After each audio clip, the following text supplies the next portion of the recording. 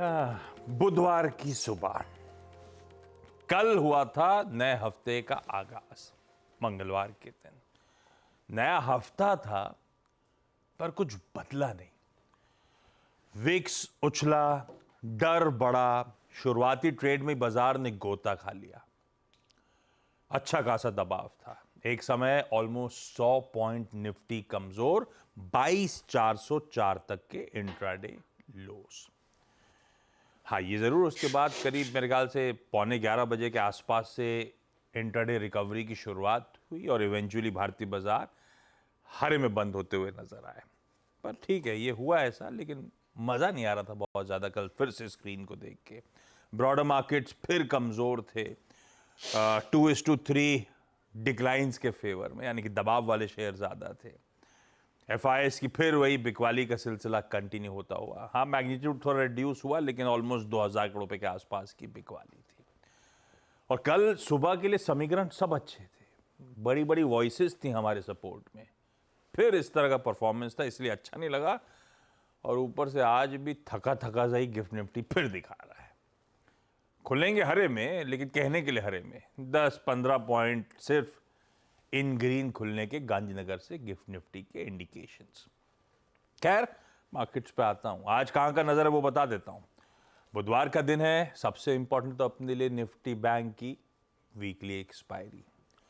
आज शाम को यूके के इन्फ्लेशन का प्रिंट आएगा और यूएस की जो लास्ट फेड की बैठक हुई थी, जो 1 मई को खत्म हुई थी, इसी महीने की शुरुआत में, उसके मिनट्स, उसका ब्यौरा सामने आएगा। वो रिलीज होगा और वापस एक रिजल्ट हेवी डे है। जैसे कल कोई निफ्टी का नंबर नहीं था, आज 3 निफ्टी कंपनीज के रिजल्ट्स अवेटेड हैं। वायदा बाजार के भी इंटरेस्टिंग नंबर्स सामने खड़े हैं और कल आए वायदा बाजार के कई सारे नंबर्स पे आज रिएक्ट करना है, तो एक्शन भरपूर रहेगा। खैर, गिफ्ट निफ्टी दिखा दिया। नीरज जी बगल में बैठे, इनसे जानेंगे ग्लोबल मूड कैसा है। वीरू बताएंगे निफ्टी बैंक की स्ट्रैटेजी। ये दिल्ली में हीट वेव आई है, इसका असर नोएडा पे भी पड़ता है क्या? बगल में ही है, पड़ेगा ये बिल्कुल। तो देखते हैं कितने कूलली इस बार की स्ट्रैटेजी बनी है निफ्टी बैंक की। और हर्षदा बताएंगी सारे इंपॉर्टेंट स्टॉक्स इन न्यूज। लाइए भाई, क्विकली एक काम करिए, अपने एशियाई बंधुओं को दिखाइए स्क्रीन पे आज सुबह वहां पे किस तरह का मूड चल रहा है। अच्छा, एशिया दिखाऊं उससे पहले एक बात बता देता हूं। 3 एशियन मार्केट्स आज बंद हैं, थाईलैंड, मलेशिया और इवन सिंगापुर। सब वैसाख डे मना रहे हैं, बुद्ध जयंती। अभी कुछ दिन पहले किसी और ने बुद्ध जयंती मनाई थी। आप ही तो बता रहे थे थाईलैंड। मैं क्या बता रहा था, उनकी छुट्टी वैसाख डे के लिए थी। अभी फिर वैसाख डे है, बुद्ध जयंती। हमारे ही नहीं बना रहे, बाकी हर जगह बन रही है। पर आज एशिया में 3-4 मार्केट्स बंद हैं, ध्यान रखिएगा। बाकी जो खुले हुए हैं, अरे हटा दिए, लिखाइए स्क्रीन पे। हाँ, कोई बात नहीं, फिर से दिखा दीजिए। फ्लैट से लाल निशान में जो खुले बाजार, वो थके थके से काम काज कर रहे हैं। और ऐसे ही थका थका से हैंडओवर यूएस से, लेकिन वो इंटैक्ट है भाई। 1/4 1% का उछाल, तीनों बेंचमार्क्स बढ़िया ही है। रिकॉर्ड उच्चतम से जड़ ही चले जा रहे हैं, कंसोलिडेटेड उन्हीं लेवल्स पे कर रहे हैं और day on day inch up ही कर रहे हैं यूएस के बाजार। ऐसे में जान लेते हैं नीरज जी से मूड कैसा है, हैंडओवर हमारे लिए है कैसा। Neeraj ji, good morning. Good morning आशीष। और यूएस मार्केट में कल मज़ा नहीं आया। क्यों? बहुत ज़्यादा तेज़ी नहीं थी, थोड़ा थोड़ा बढ़ के फिर वो न्यू हाई पे आए। लेकिन अभी मज़े का लेवल ये हो गया कि S&P कम से कम 50 पॉइंट चलना चाहिए, तब मज़ा आता। 10-20 पॉइंट में क्या है, थोड़ा सा ऊपर गया, बट फिर से दोनों हाइस पे चले गए। S&P भी गया और नैस्डैक भी गया।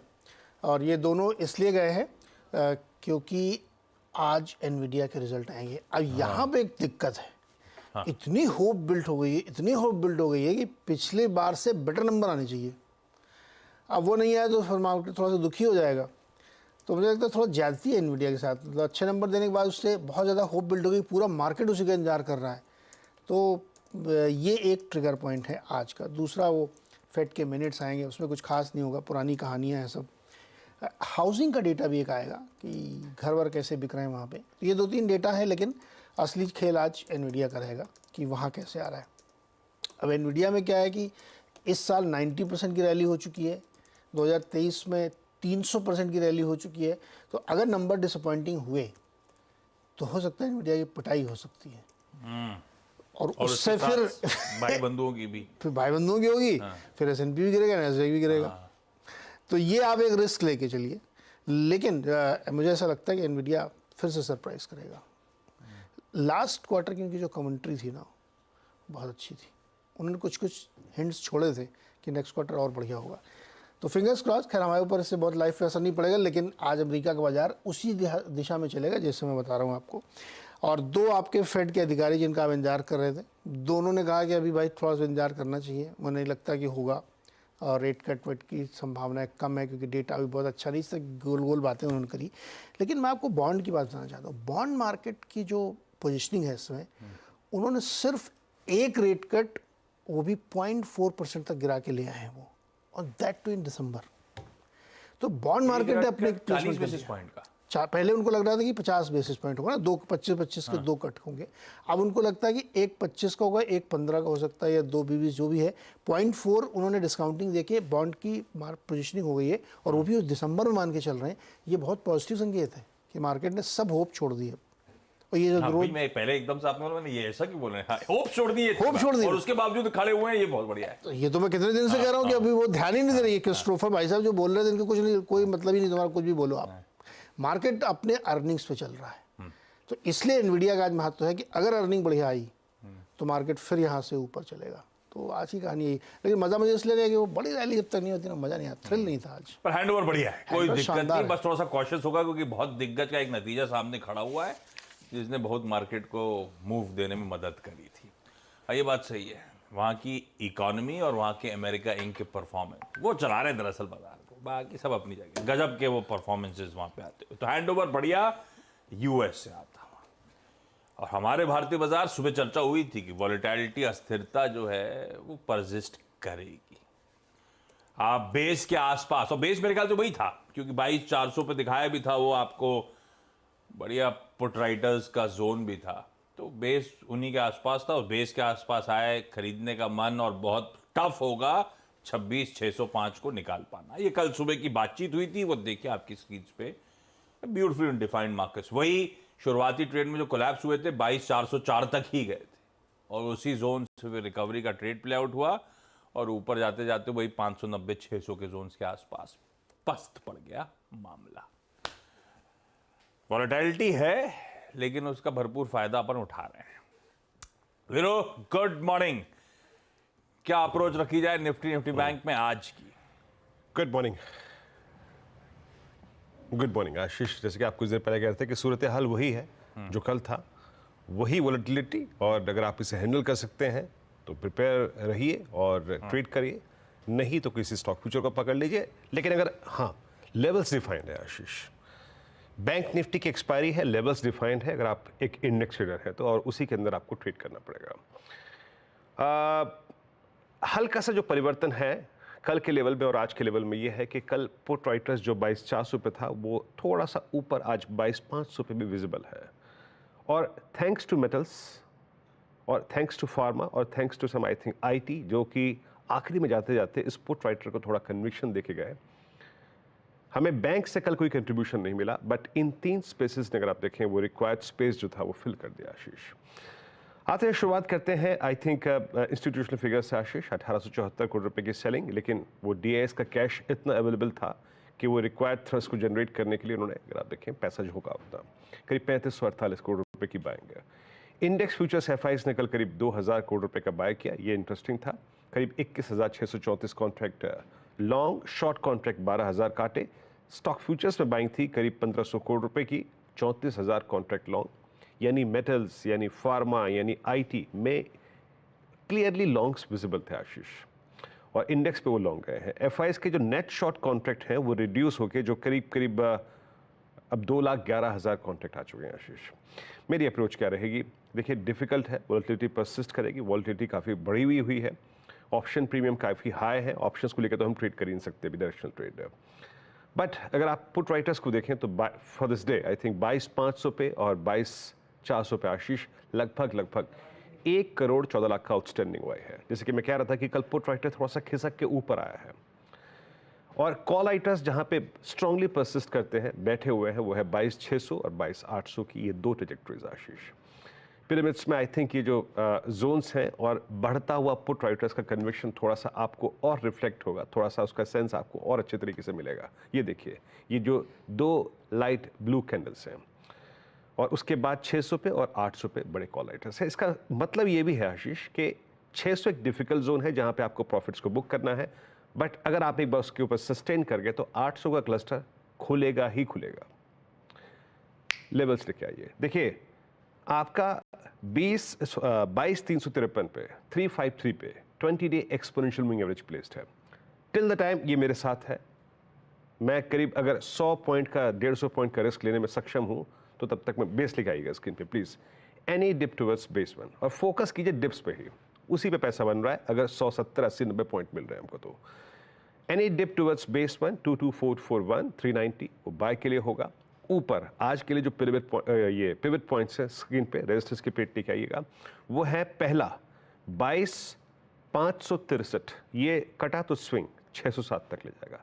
इस क्लस्टर में आपको अपने प्रॉफिट्स को बुक करने हैं। जैसे कि मैं शुरू में कह रहा था, जब आप 607 के ऊपर टिक जाएंगे तो फिर आपको फर्दर 40 पॉइंट के 2 क्लस्टर मिलेंगे टुवर्ड्स 641 689। एज ऑफ नाउ सिर्फ यहां तक अपनी कमेंट्री में सीमित रखूंगा।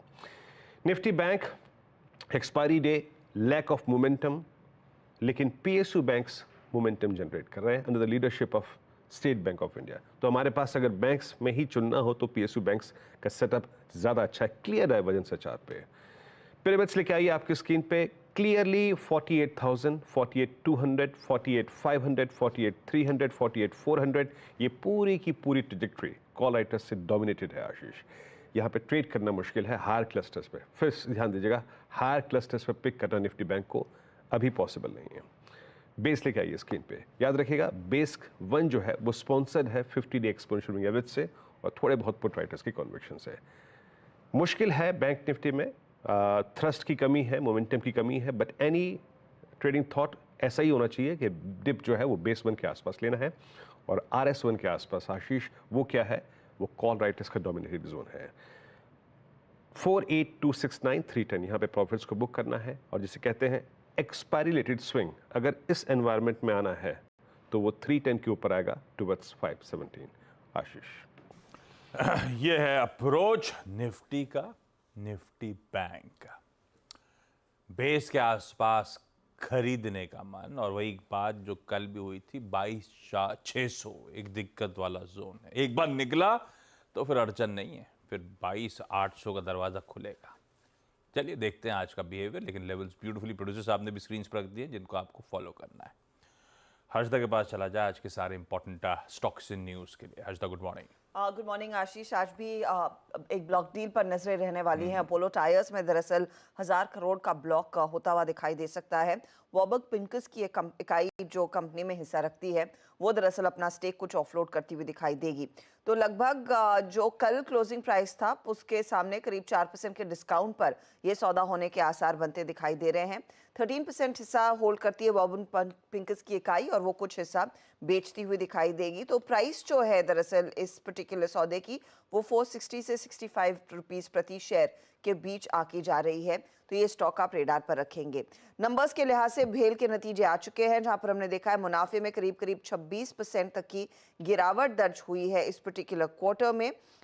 ये आंकड़ा है करीब 489 या फिर 490 करोड़ के आसपास। रेवेन्यू फ्लैट है 8,260 करोड़ पर। आप देखिएगा ऑपरेशनली भी कमजोरी देखने को मिली है क्योंकि कंपनी के एबिटा में लगभग 31% तक की गिरावट देखने को मिली है। 728 करोड़ का ये एबिटा का आंकड़ा है और मार्जिन्स भी खासे कॉन्ट्रैक्ट हुए हैं। इनफैक्ट 400 बेसिस पॉइंट का कॉन्ट्रैक्शन मार्जिन्स में देखने को मिला है। हालांकि कंपनी कहती है कि हाईएस्ट एवर ऑर्डर फ्लो है। पिछले 10 सालों में सबसे ज्यादा ऑर्डर बुक इनकी रही है और कमेंट्री आगे के लिए कंपनी की थोड़ी सी ऑप्टिमिस्टिक है, लेकिन नंबर्स इस Q4 में थोड़े से नरम रहे हैं। साथ ही आप मेट्रोपोलिस भी रेडार पर रखेंगे, जहां पर प्रॉफिटेबिलिटी में करीब 9% का इजाफा है। 36 करोड़ के आसपास का आंकड़ा देखने को मिला। रेवेन्यू 17% बढ़कर आया है। एबिटा में 14% तक की ग्रोथ देखने को मिली है। मार्जिन्स थोड़े से फ्लैटिश ही हैं, 24.9 से घटकर 24.2% पर आए हैं। लेकिन कंपनी ने कहा है कि को बिजनेस रेवेन्यू में 15% की ग्रोथ देखने को मिली है इस पर्टिकुलर क्वार्टर में। कोर बिजनेस पेशेंट वॉल्यूम में 17% का इजाफा देखने को मिला है। B2C रेवेन्यू ज्यादा बेहतर करता दिखाई दिया है 20% की ग्रोथ लेकर। और ऑफ कोर्स यहाँ पर जो अपडेट हम दे रहे थे कि अमीरा शाह दरअसल एक एग्जीक्यूटिव पोजीशन में रहेंगी, वो MD का पद छोड़ रही हैं, तो उसका कुछ सेंटिमेंटल इम्पैक्ट आएगा या नहीं, उस पर नजरें होंगी। PI इंडस्ट्रीज भी आज फोकस में रखेंगे वायदे बाजार के लिहाज से। रेवेन्यू 11% बढ़कर आया है 1741 करोड़। यहाँ पर प्रॉफिटेबिलिटी में करीब करीब 32% तक की ग्रोथ है, 370 करोड़ के आसपास का ये आंकड़ा। EBITDA 29% बढ़ा है 442 करोड़, और जो मार्जिन्स है वो बड़े ज़रूर हैं, 22% से बढ़कर 25% के आसपास आए हैं। इनफैक्ट मार्जिन सबसे ज़्यादा बेहतर दिखाई दे रहे हैं, बाकी नंबर्स थोड़े से मिस है जो मार्केट एक्सपेक्ट कर रहा था उसके सामने। कोफोर्ज भी इंपॉर्टेंट है आज के लिए, क्योंकि कोफोर्ज ने जो सिग्निटी टेक्नोलॉजीज के एक्विजिशन की बात छेड़ी थी, अब उसको फाइनेंस करने के लिए कंपनी ने अपना QIP लॉन्च कर दिया है। आपको याद होगा पहले ही कंपनी अप्रूवल ले चुकी है 3200 करोड़ रेज करने के लिए QIP के जरिए, लेकिन ये QIP जो लॉन्च हुआ है 2240 करोड़ का है। जो फ्लो प्राइस फिक्स की गई है वो लगभग 5-5.5% के डिस्काउंट पर है कल की क्लोजिंग प्राइस की तुलना में, तो 4531 रुपए के आसपास प्रति शेयर के आसपास वो QIP आता हुआ दिखाई देगा। अगर आप अपर एंड देखेंगे वो 4600 रुपए प्रति शेयर के आसपास है, जो हल्का सा प्रीमियम पर आ सकता है। तो देखते हैं कि इस प्राइस रेंज में वो लार्जली QIP रेस करते हैं। ध्यान रखिएगा डाइल्यूशन करीब करीब इस QIP के बाद 7.9 to 8% होता हुआ दिखाई देगा, तो ये स्टॉक आज इंपॉर्टेंट है वॉच करने के लिए। USL रेडार पर रखेंगे, क्योंकि यहाँ पर 345 करोड़ के water charge arrears government of Maharashtra ने कंपनी को सौंपे हैं, तो उसको इनको चुकाना होगा। PNC और GR इंफ्रा प्रोजेक्ट्स दोनों रेडार पर रखिएगा, क्योंकि साइजेबल ऑर्डर्स दरअसल इनको Maharashtra state road development corporation की तरफ से मिल रहे हैं। तो L1 डिक्लेयर हुआ है PNC 4994 करोड़ के ऑर्डर के लिए, और GR इंफ्रा L1 बिडर उभर कर आया है 2 प्रोजेक्ट्स के लिए 4346 करोड़ के ऑर्डर्स हैं। तो ये दोनों स्टॉक्स भी रेडार पर। ओके, रखिए सारे वायदा के नंबर्स, कैश के नंबर्स, बहुत इंटरेस्टिंग खबरें सब रेडार पे। पर BHEL आए फ्लैट, मार्जिन्स में 400 बेसिस पॉइंट्स का decline. I am disappointed in Haridwar execution capabilities. Veeru कहाँ है? दिखाओ भाई, हरिद्वार वालों को दिखाओ। नहीं, ऐसा है सबका।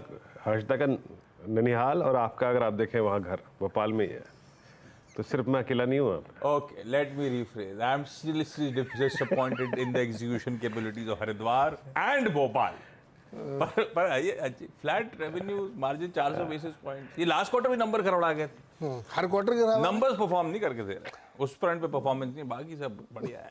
खैर, इन सब पे आगे एक्सपर्ट से भी चर्चा करते रहेंगे। एक छोटा सा ब्रेक ले लिया जाए, ब्रेक के उस पार जब लौटेंगे तो आज का इवेंट्स कैलेंडर और साथ साथ कमोडिटी स्ट्रैटेजीज।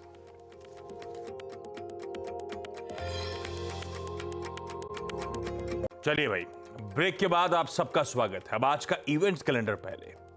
बुधवार का दिन है निफ्टी बैंक की वीकली एक्सपायरी। मैंने बता दिया कुछ एशियाई मार्केट्स आज बुद्ध जयंती या विसाख डे के चलते छुट्टी बना रहे हैं।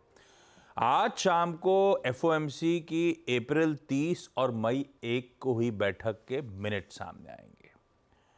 उस टाइम पे पॉवेल साहब ने रिआइटरेट करा था कि फॉल जो इन्फ्लेशन में आ रहा है वो धीमा पड़ गया है, एक्सपेक्टेशन से धीमा फॉल है, तो थोड़े से कंसर्न्स थे। देखते हैं खास तौर पे किस टाइमलाइन पे FOMC मेंबर्स बेट कर रहे हैं दरों में कटौती की शुरुआत के लिए। मेरे ख्याल से मिनट्स और उसकी सबसे इंपॉर्टेंट वही होगा, अगर कुछ निकल के आए क्लैरिटी के साथ। ECB की नॉन मॉनेटरी पॉलिसी मीटिंग आज स्केड्यूल्ड है। निफ्टी की 3 कंपनीज ग्रासिम, पावर ग्रिड और सन फार्मा के नंबर्स आने, सबसे इंपॉर्टेंट शायद सन फार्मा है, लेकिन ये बाजार बंद होने के बाद आएंगे, कल सुबह हम रिएक्ट कर रहे होंगे। वायदा वाली में जुबिलेंट फूडवर्क्स, पेट्रोनेट LNG और रैमको सीमेंट्स, ये इंपॉर्टेंट रिजल्ट्स हैं आज के। कैश के छोड़ रहा हूं। इंडियन बैंक की बोर्ड मीट है, ये कैपिटल रेजिंग पर या फंड रेजिंग पर बोर्ड विचार करेगा। PG इलेक्ट्रोप्लास्ट रिजल्ट्स के साथ साथ स्टॉक स्प्लिट पर आज विचार करेगा।